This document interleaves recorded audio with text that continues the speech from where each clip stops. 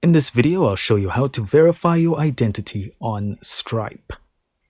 So here we are on our Stripe dashboard. You should switch to a live account. I'm doing this on a demo account though. So first and foremost, what we want to do is go to the settings cog on the top right. Now inside here, we want to click on business because we are going to use our phone number for verification. And here you'll see the verify now button, and this is to verify your phone number. So just click on that and you'll be brought to this screen. As I mentioned, I am on a demo account. That's why I've got that notification over there.